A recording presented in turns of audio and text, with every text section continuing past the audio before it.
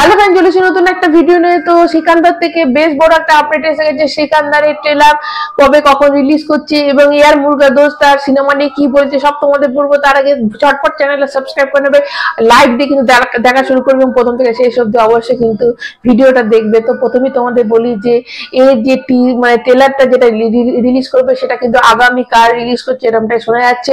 এবং এটা একটা ইভেন্টের মাধ্যমে হবে। আইপিএল যে আইপিএল কাল থেকে স্টার্ট হচ্ছে, তো সেই ইভেন্টে শাহরুখ খানও থাকবে আর সালমান খান থাকবে। তো এই ইভেন্টে কিন্তু এটা রিলিজ করবে এরকমটাই শোনা যাচ্ছে। এবং দেখো তার আগে আজই কিন্তু একটা ধামাকা আসতে পারে, দুপুরবেলা কোনো একটা পোস্টার আসতে পারে কালকে যে রিলিজ করছে তার জন্য, বা এটাও হতে পারে যে আমরা পিঙ্ক ভিলা বা পিঙ্ক ভিলার তরফ থেকে জানতে পারবো। তো দেখো সব থেকে ভালো হয় যদি মেকার্সরা একটা পোস্টার দেয়। যখন এই টিজারটা বেরিয়েছিল তখন কিন্তু মাঝরাতে মেকার্সরা বলেছিল, অ্যানাউন্সমেন্ট করেছিল যেরকম বেরোবে। তো এরকম যেন এবারে যেন একটা জবরদস্ত পোস্টার বেরোয়। দেখো এমন কোনো পোস্টার এখনো কিন্তু সালমান খানের বেরোয়নি যেখানে সালমান খান থাকবে এবং তার সাথে রশ্মিকা মান্দানা থাকবে, কাজল আগরওয়াল থাকবে। তো সবাই মিলে কিন্তু এরকম একটা পোস্টার বেরোয়নি।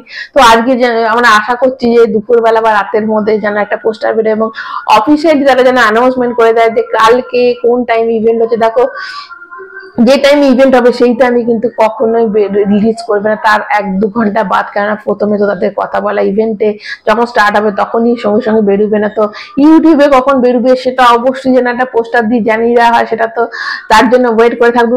এটা যে একটা দেখো লাস্টে এসে তাদের স্ট্র্যাটেজিটা বেশ ভালো খেলেছে। আইপিএল একটা বিশাল দর্শক থাকবে, তাদের মাঝে যদি এই ইভেন্টটা করেছে তো এটা একটা বেশ ভালো দিক। অত পাবলিকের মাঝে কিন্তু এই ট্রেলারটা রিলিজ করবে, তো এটা বেশ ভালো দিক। এবং কালকে কখন রিলিজ করছে সেটা যেন একটা পোস্টার দিয়ে জানিয়ে দেওয়া হয়। এয়ার মুরগাদোস এই সিনেমাটা নিয়ে বলেছে, এয়ার মুরগাদোস বলেছে যে ফার্স্টে যখন সালমান খানকে শোনানো হয়েছিল, সালমান খান প্রথম 30 মিনিট শোনার পর উঠে যায় এবং স্মোক করে এসে বলে যে আমি দুপুর 2টো থেকে রাত্রি 2টো অব্দি অভিনয় করি, তো এটাতে কি চলবে? তো আমি কিন্তু এরকম আমার নিয়ম, তোমরা কি জানো? তো সেখান থেকে কিন্তু বুঝতে পারা গেছে যে সালমান খানের স্ক্রিপ্টটা খুব পছন্দ হয়েছে, কেন প্রথম 30 মিনিটসেই সালমান খান এরকম কথা বলেছে। তো এটা একটা বেশ সিনেমাটা যে ভালো একটা হতে চলেছে সেটা তো বোঝাই যাচ্ছে।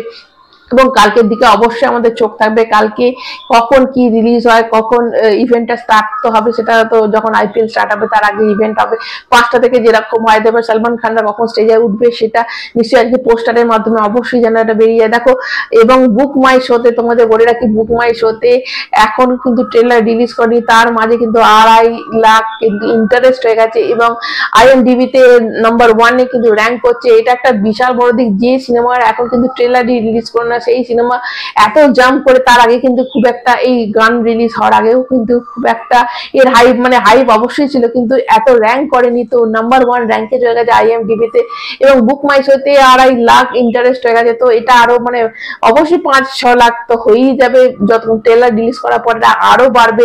এটা বিশাল একটা যে হাইপ তৈরি হচ্ছে এটা তো বোঝাই যাচ্ছে। কালকে শাহরুখ খান, সালমান খান সব একসাথে থাকবে।